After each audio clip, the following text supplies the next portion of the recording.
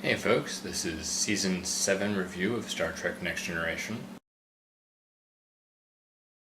Alright, so the 7th season was an ending. It didn't stop like some series do. It definitely ended. It wrapped up storylines, gave us a good solid idea of who people were and who they wanted to be. Some characters obviously went on to DS9, including Worf. O'Brien went earlier, before this season, but they keep showing up. But we learned who everyone really is by the end of the season. And really that's what the season was about. It was wrapping up. There were a lot of notable episodes because when you end a show you wind up with a bit of a production budget. So overall this is a very strong season. It's much better than Season 6 was. I'd put it at least in my top 3 of the 7 seasons. Just because it's... well, the entire cast knows each other. They can be around each other. They've developed any chemistry they were lacking in the first place. So overall it's, like I said, very strong, very enjoyable season. You don't get a sense of loss like you do with some shows until the very end, and in all good things. So like I was saying, we have Sub Rosa, which is about Beverly Crusher. We've got a Data episode in Thine Own Self. Overall, it really does seem like there's at least 1 or 2 episodes devoted to each of the main characters, and I think they did a very good job of that. If this were a D&D story arc, I think everyone involved would feel satisfied. They wouldn't feel like they were being cut out, which is what makes a good show.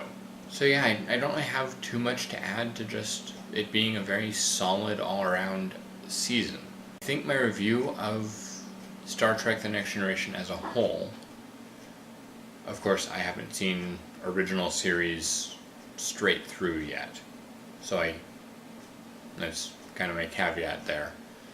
But Next Generation had a lot more fun with its characters than I remembered it having. I remember watching it when I was a kid, just whenever it was on, and seeing that this was a show where everything that had to get done got done. And watching it again, I see that it very much shows people as they are, not as kids see adults, people who do what must be done and never have any fun, but as people who do what they do what they love, and form relationships with the people around them. And in that way, it's an excellent morality play. People having social lives that don't get in the way of work relationships. Really, if you take this show and reshoot it with different actors, perhaps slightly younger actors, it would be fantastic to show anyone. I say reshoot it because the graphics would bore many people from today's generation. On the note of the graphics, it's, for a detail-oriented person, it's really interesting to see when things change, when they get a new model, when they change the models, that kind of stuff. The graphics evolved very fluidly through the series. Star Trek's always been pretty good about having not bleeding edge, but cutting edge graphics. Very easy to suspend your disbelief because of that.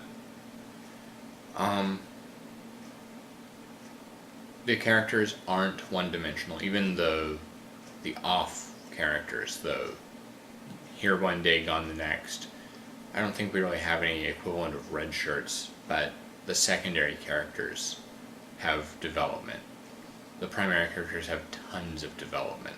So as a Star Trek show, it definitely,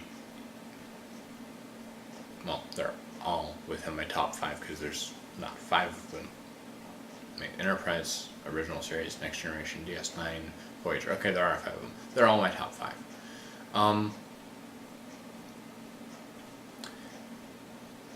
I'd say Next Generation is probably number 2 behind Enterprise for me.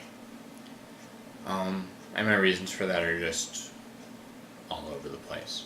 Overall, I'm going to give Star Trek The Next Generation, let's call it 4 comm badges, because there were some weak episodes and some of the seasons even were a little weak. But overall, it was a very good show. I would recommend it to anyone, even if you don't like sci-fi. So, yeah, there's that. Enjoy.